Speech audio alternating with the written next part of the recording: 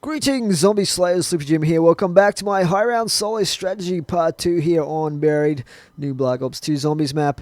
And we're at the end of round 6 here. And we basically got the LSAT we got very early in the game from the starting area. And we just bought Vulture Aid. I'll talk a little bit more about that and how awesome it is a little bit later in this video.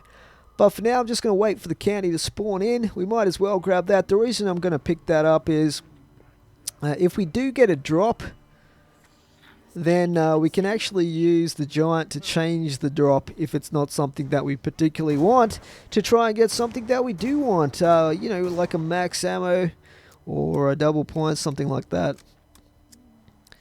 Okay, so we might actually mosey up the saloon stairs here into this back corridor, and we'll hang out here for a little bit and get some camping done to get some points off these zombies.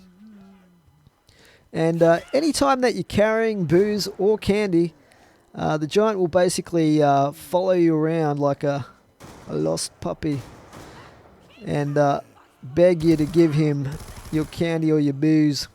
He can get in the way actually, so you have to you know kind of position him so he's not going to get shot, because if you shoot him and do him damage with a weapon, he will run off to the jail cell and lock himself in.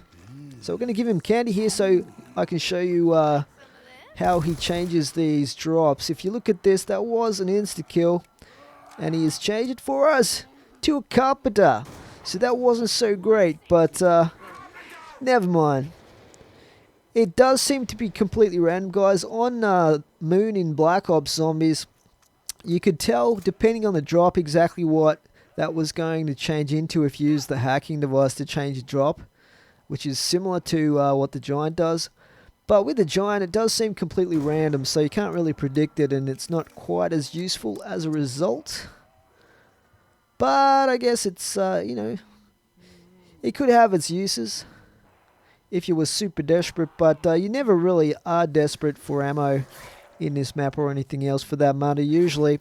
If you have the paralyzer, you don't have to worry about ammo ever, basically, in this map, in my experience, even in the really, really high rounds. Okay, so let's get some more stuff done here at the end of round 7. I'm going to pick up the booze. We've still got a few barriers we could get smashed by our big friend. So let's go back and get him. Now, talking earlier about if you do injure him with a gun, he will run back to his cell. And you will need to basically run around the map and try and find the key, which will spawn in a random location, basically on the hooks that you'll see around the map, to unlock his jail cell again. And then if you pick up booze or candy, he will leave his jail cell. But we will show you an example of that later in this gameplay. So, you want to get him to smash that fountain there, and the reason for that is it will actually open up a portal underneath a second matching fountain, which is on the other side of this haunted mansion that we're going to go through at some point. Now, you see where I planted the trample steam back there in the trees? Basically, I'll show you that a little bit later, but that allows you to actually bounce your way over the fence, so you don't actually have to destroy the rubble in front of the gate to the mansion. You can just get straight across here like this.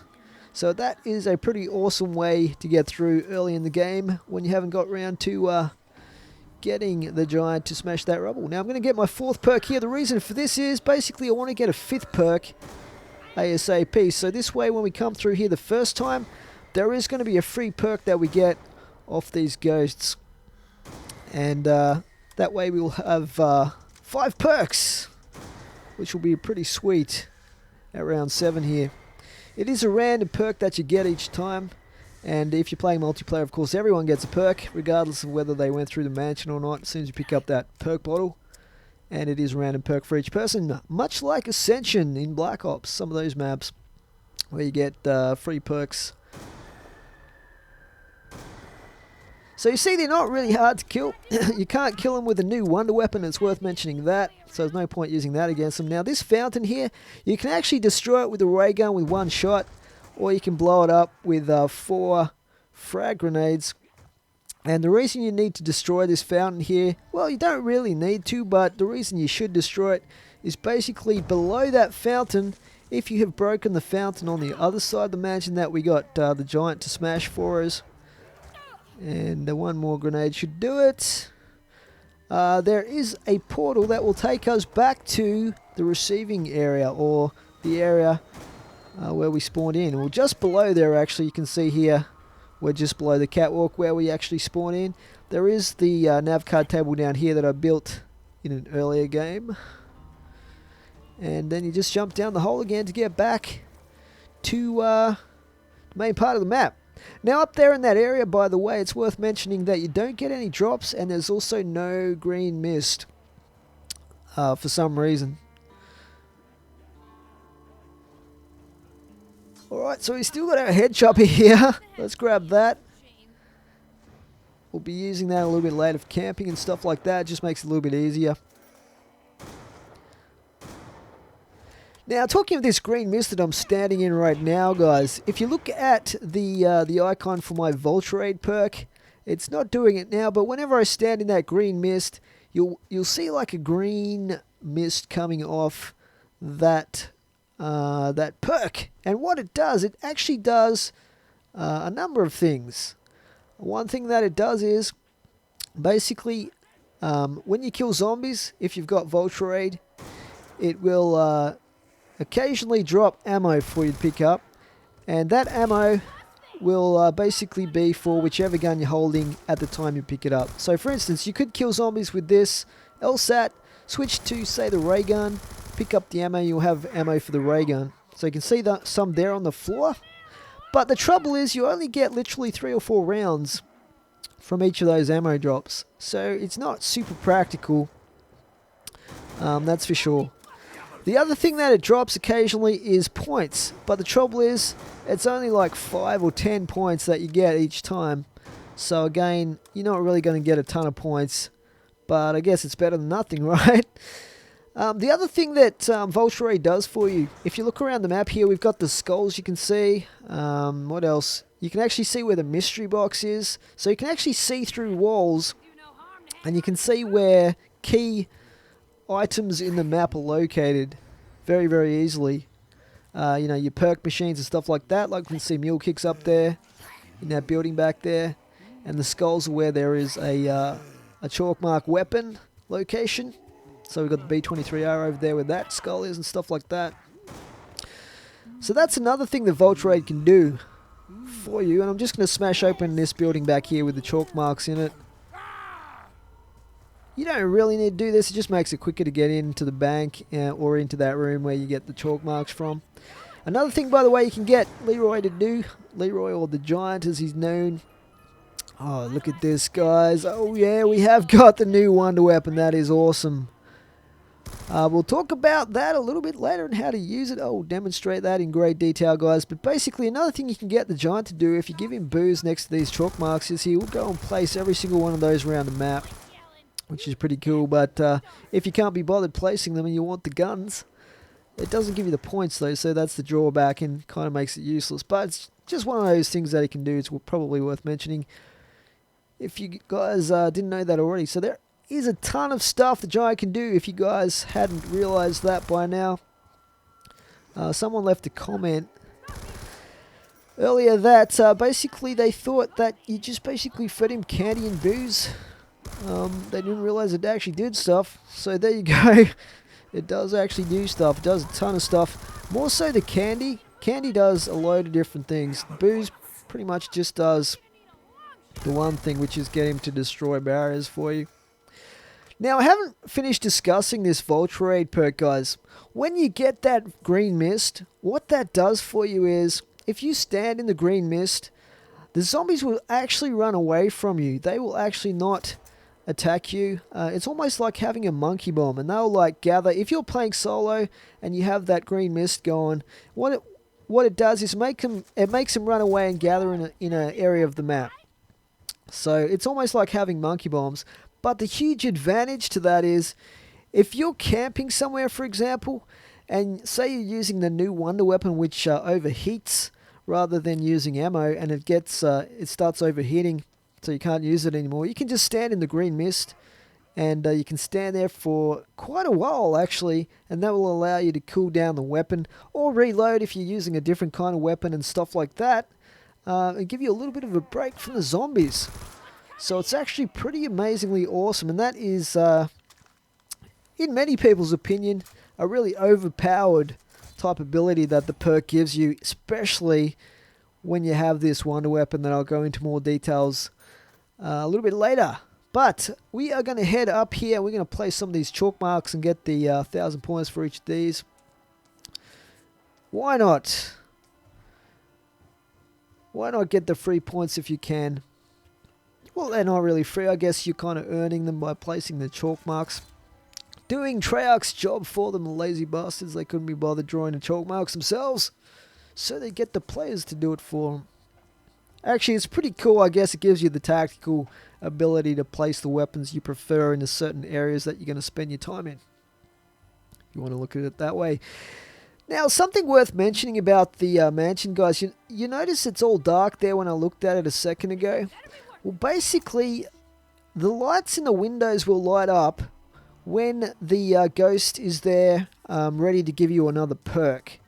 So, if you're wondering whether you'll get a perk when you're going to go through the mansion, that's the way that you can tell. Basically, look at the mansion. If the lights are on, that means if you go through, you're going to get a free perk. But if they're dark, it means you'll go through, you'll still get ghosts, but you won't get anything when you get out the other side. So that's something to remember when you're looking at the mansion and you're wondering whether it's worth going through for another free perk.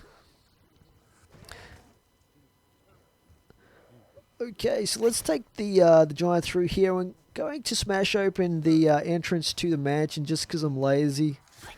And I kind of want to go through the main entrance instead of using the trample steam all the time. There we go. Completely unnecessary, but you do get some points from smashing the barriers as well, I guess.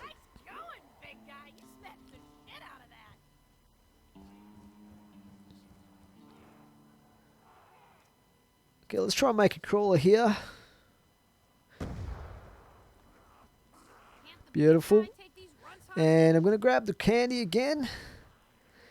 And another thing you can actually do. Let's hit the teddy bear there, because that noise that it makes kind of annoys me every time I go in the candy store.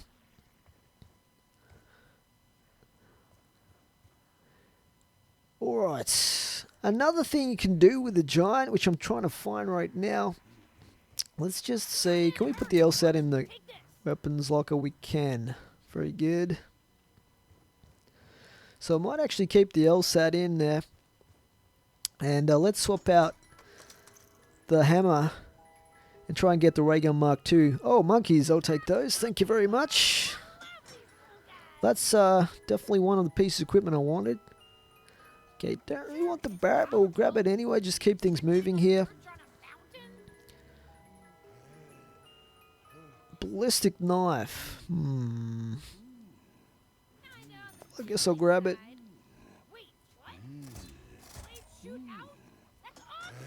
Now I'm going to give the candy to the giant in a second here if we run out of money to get him to respin the box for me. Oh, cool. Did you see that? We just got a so-called perma perk. I don't really want the normal ray gun. Reason being is... let's respin that actually. You might think I'm crazy, but if you get the normal ray gun, you can't get the ray gun Mark II for some reason. So I prefer the ray gun Mark II. We'll try and get that instead. The Galil. Well, basically what that perma perk was, guys, when you saw that puff of yellowish greenish smoke. And that's the new piece of equipment, the time bomb that we've talked about before, but I'm not going to get that. Much prefer monkeys.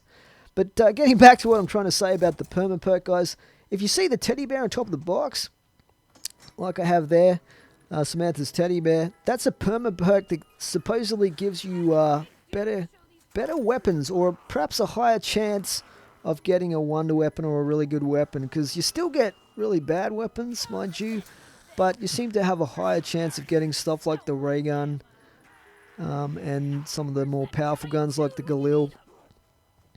But you still get your DSRs and your Barretts and stuff like that. Even with Samantha's teddy bear on the box. Yeah. The M1216. Let's get rid of this little guy. Kind of wish I had some more candy so we could change that drop. There's the other ray gun again. Now you can also get a perma-perk, guys, that's exactly like Flopper in this. It's very, very easy to get. All you have to do is basically drop off a couple of these rooftops in the map 5 or 6 times until you see that puff of Telltale perma-perk smoke or whatever it is. And then you'll know you've got Flopper. But you can lose it very, very easily just by jumping off another rooftop. And it'll go away almost immediately. So what you actually have to do to keep it, if you're going to drop off a rooftop, is do a dolphin dive off the rooftop, and that way you'll retain it. So that's pretty cool. Like, you know, grenades don't do you any damage. You can use Mustang and Sally without blowing yourself up and stuff like that, as well as dolphin diving for the explosive kills on zombies. So it's definitely worth getting and very, very easy to get as well. Might as well use the ammo up in this thing. It doesn't actually have that much ammo in it. And we'll place the head chopper here, guys. That is an awesome spot right there to place it, by the way, because it kills the zombies coming in the door, and it kills the zombies coming out the window. At least most of the zombies coming out the window. So you get both lots if you're camping back here. And this corridor is so awesome, guys, because the zombies don't come in the back way. They won't come in the back at all. And you can just camp in there, and they only come from the one direction if they get past the head chopper. Well, it lasts anyway. So we'll be coming back to that spot and camping a little bit later. And there's also a couple of other spots I'll show you guys. And a spot I'll show you where you can train later on in this strategy. Oh my god, I'm really not having a good run here on the box. The last game I played, I actually got the Paralyzer first hit of the box, which was super lucky. But you can't expect that kind of luck every time you play, of course. Okay, let's grab some more candy here. And we should get 2 hits out the box here if I get him to respin whatever I get next, if it's no good.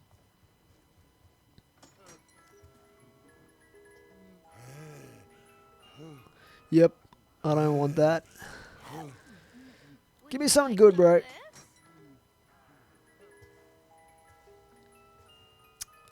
That's pretty good, I guess. We'll take the hammer. So at least I get points with this thing. It's got tons of ammo. So at this point, what I'm basically doing is obviously just trying to build up some points, and we'll be killing some zombies and stuff like that to try and keep hitting the box until we get the ray gun Mark II. So this is what I do in most maps that I play in. I will try and get exactly the guns and the weapons that I want. And I'll keep building points and hitting the box until I get exactly what I want. And then I will burn through the rounds to see how high I can get. So sometimes people have asked me, how do you get such good guns all the time? It's actually super, super easy. You just keep hitting the box. You just keep building points and hitting the box. It's no more difficult than that. And if you can stay alive long enough to build the points up with other guns that you get, you're eventually guaranteed to get whatever wonder weapon or whatever you want to get.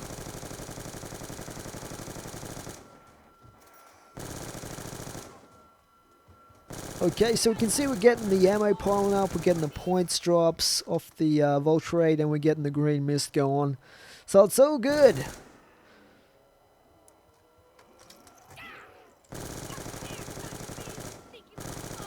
What do you guys think of the changes that they made to the hammer? Like, it has a lot more kick now. Like, it does tend to have a lot of muzzle lift on it when you fire it. But according to Vanderhaar, I don't know how much the guy can be trusted, but he reckons it's more accurate even though it's got more kick to it now. I don't know how that makes sense, but it's still a good gun, but you kind of have to feather the trigger on it so that you get less muzzle lift, and you get the higher rate of fire anyway from doing it that way, so that's what I tend to do. Anyway, let's head through the mansion again here, and we can get another free perk by the looks of it, so we'll see how we go.